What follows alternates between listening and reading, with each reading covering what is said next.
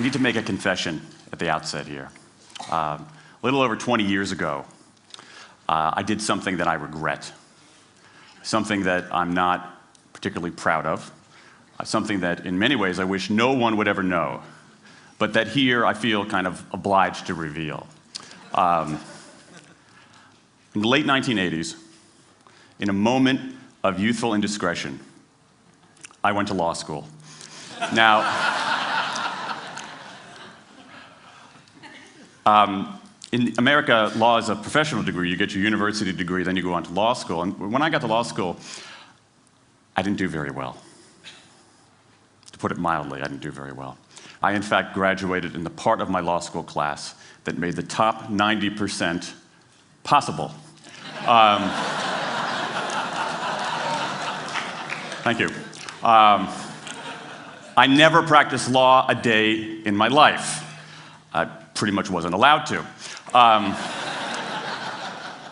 But today, against my better judgment, against the advice of my own wife, I want to try to dust off some of those legal skills, what's left of those legal skills. I don't want to tell you a story. I want to make a case. I want to make a hard-headed, evidence-based, dare I say lawyerly case for rethinking how we run our businesses. So, ladies and gentlemen of the jury, take a look at this. This is called the candle problem. Some of you might have seen this before. It was created in 1945 by a psychologist named Carl Duncker. Carl Duncker has created this experiment that's used in a whole variety of experiments in behavioral science. And here's how it works. Suppose I'm the experimenter. I bring you into a room. I give you a candle, some thumbtacks, and some matches. And I say to you, your job is to attach the candle to the wall so the wax doesn't drip onto the table. Now, what would you do? Many people begin trying to thumbtack the candle to the wall. Doesn't work. Some people, and I saw somebody kind of make the motion over here, some people have a great idea where they light the match, melt the side of the candle, try to adhere it to the wall. It's an awesome idea, doesn't work. And eventually, after 5 or 10 minutes, most people figure out the solution, which you can see here. The key is to overcome what's called functional fixedness. You look at that box and you see it only as a receptacle for the tacks, but it can also have this other function as a platform for the candle. The candle problem. Now, I want to tell you about an experiment using the candle problem done by a scientist named Sam Glucksberg, who's now at Princeton University in the US. This shows the power of incentives. Here's what he did. He gathered his participants and he said, I'm going to time you how quickly you can solve this problem. To one group, he said, I'm going to time you to establish norms, averages, for how long it typically takes someone to solve this sort of problem. To the second group, he offered rewards. He said, if you're in the top 25% of the fastest times, you get $5. If you're the fastest of everyone we're testing here today, you get $20. Okay, now this is several years ago, adjusted for inflation. It's a decent sum of money for a few minutes of work. Okay, it's a nice motivator. Question, how much faster did this group solve the problem? Answer, it took them on average 3.5 minutes longer. 3.5 minutes longer. Now this makes no sense, right? I mean, I'm an American, I believe in free markets, that's not how it's supposed to work, right? If you want people to perform better, you reward them, right?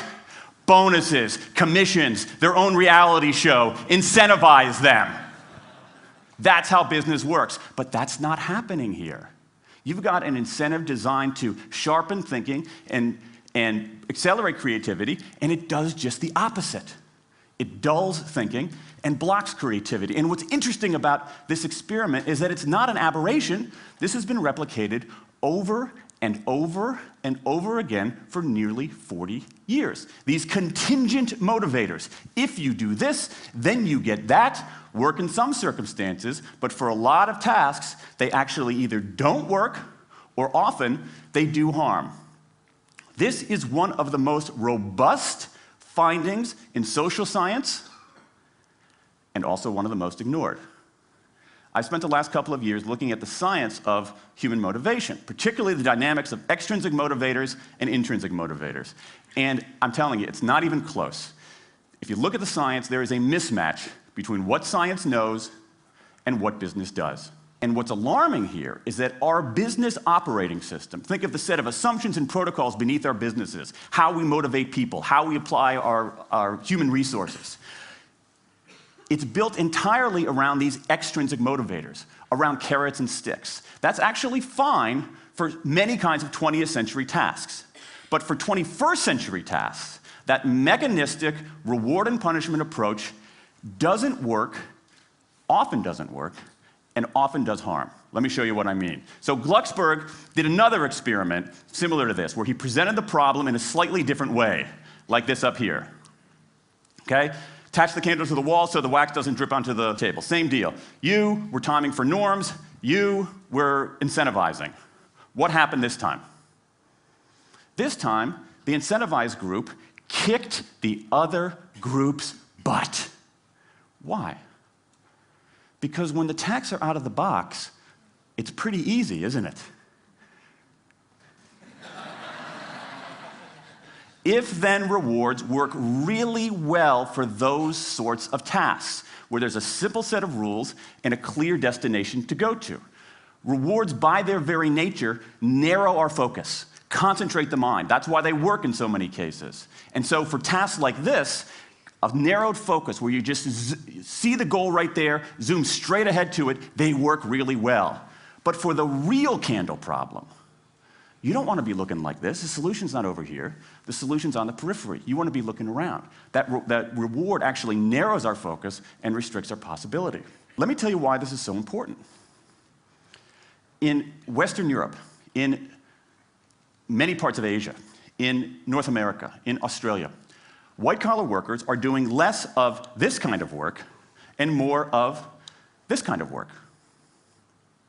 That routine, rule-based, left-brain work, certain kinds of accounting, certain kinds of financial analysis, certain kinds of computer programming has become fairly easy to outsource, fairly easy to automate. Software can do it faster. Low-cost providers around the world can do it cheaper. So what really matters are the more right-brain, creative, conceptual kinds of abilities. Think about your own work. Think about your own work. Are the problems that you face, or even the problems we've been talking about here, are those kinds of problems, do they have a clear set of rules and a single solution? No. The rules are mystifying. The solution, if it exists at all, is surprising and non-obvious. Everybody in this room is dealing with their own version of the candle problem. And for candle problems of any kind, in any field, those if-then rewards, the things around which we've built so many of our businesses, don't work. Now, I mean, it makes me crazy. And this is not, here's the thing, this is not a feeling. Okay, I'm a lawyer, I don't believe in feelings. This is not a philosophy. I'm an American, I don't believe in philosophy. This is a fact, or as we say in my hometown of Washington, D.C., a true fact. Let me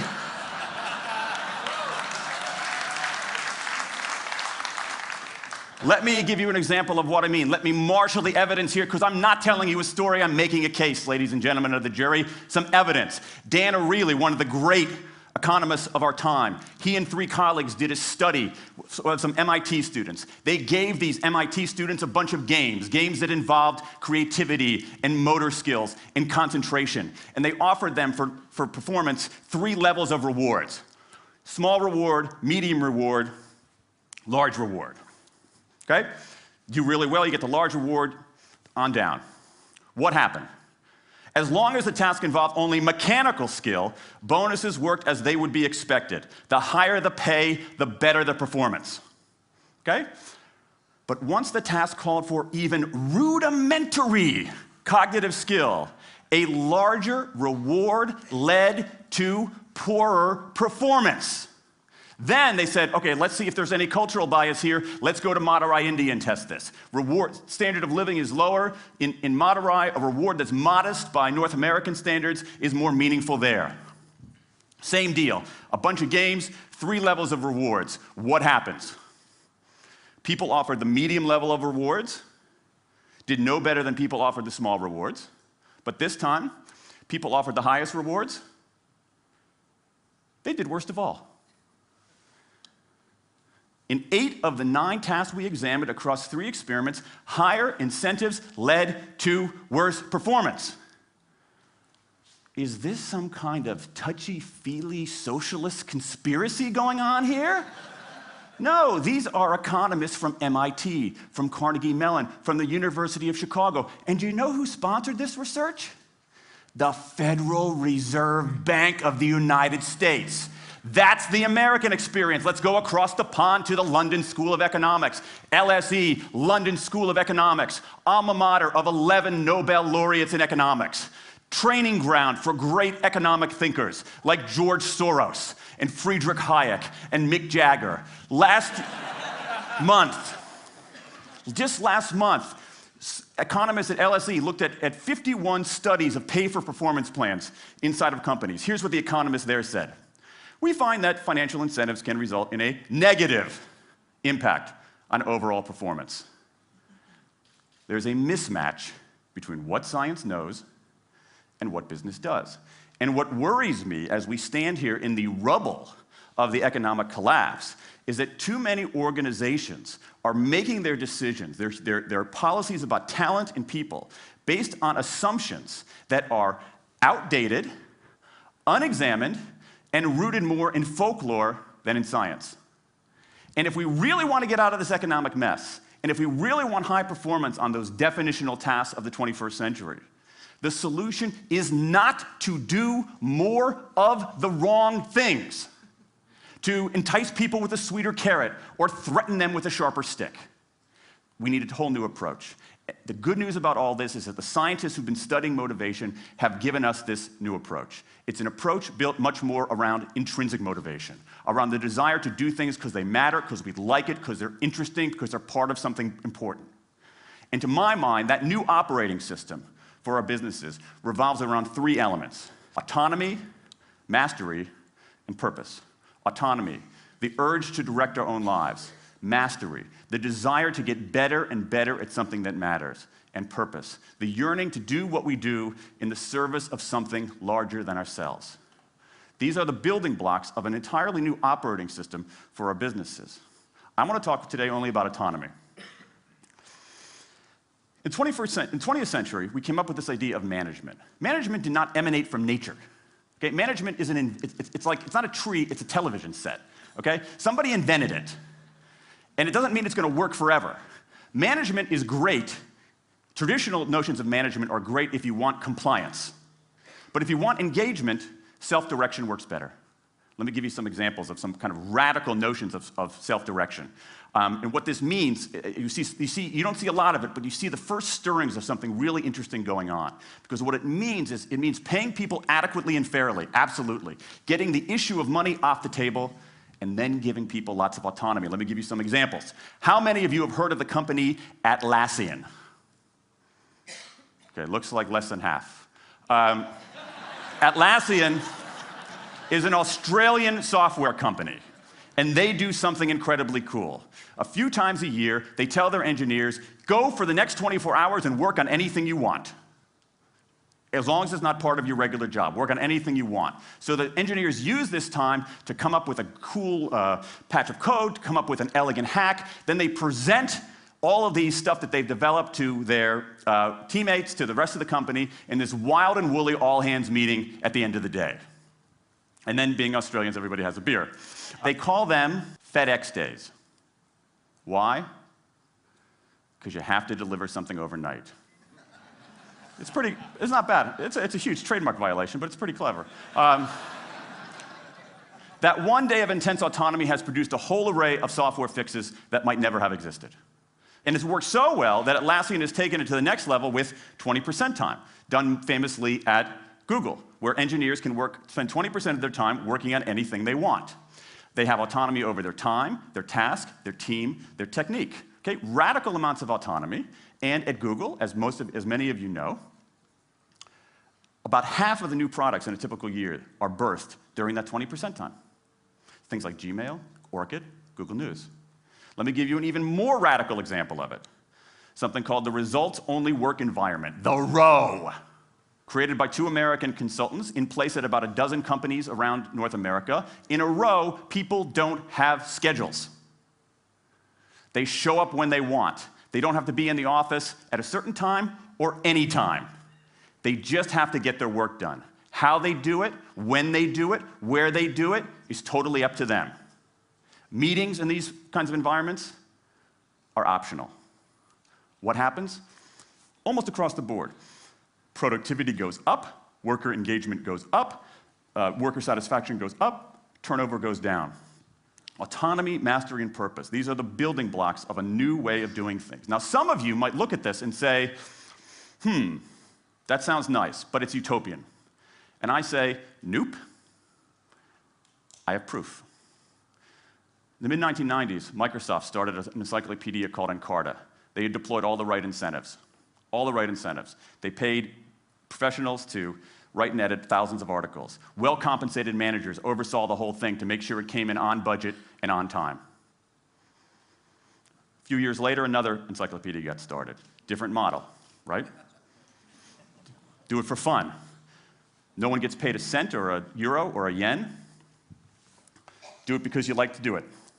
Now, if you had, just 10 years ago, if you had gone to an economist anywhere and said, hey, I got these 2 different models for creating an encyclopedia. If they went head-to-head, who would win? 10 years ago, you could not have found a single sober economist anywhere on planet Earth who would have predicted the Wikipedia model. This is the titanic battle between these 2 approaches. This is the Ali Frazier of motivation, right? This is the Thriller in Manila, all right? Intrinsic motivators versus extrinsic motivators. Autonomy, mastery, and purpose versus carrots and sticks. And who wins? Intrinsic motivation, autonomy, mastery, and purpose in a knockout. Let me wrap up. There's a mismatch between what science knows and what business does, and here's what science knows. 1, those 20th century rewards, those motivators we think are the natural part of business, do work, but only in a surprisingly narrow band of circumstances. 2, those if-then rewards often destroy creativity. 3, the secret to high performance isn't rewards and punishments, but that unseen intrinsic drive, the drive to do things for their own sake, the drive to do things because they matter. And here's the best part. Here's the best part. We already know this. The science confirms what we know in our hearts. So, if we repair this mismatch between what science knows and what business does, if we bring our motivation, notions of motivation into the 21st century, if we get past this lazy, dangerous ideology of carrots and sticks, we can strengthen our businesses, we can solve a lot of those candle problems, and maybe, we can change the world. I rest my case.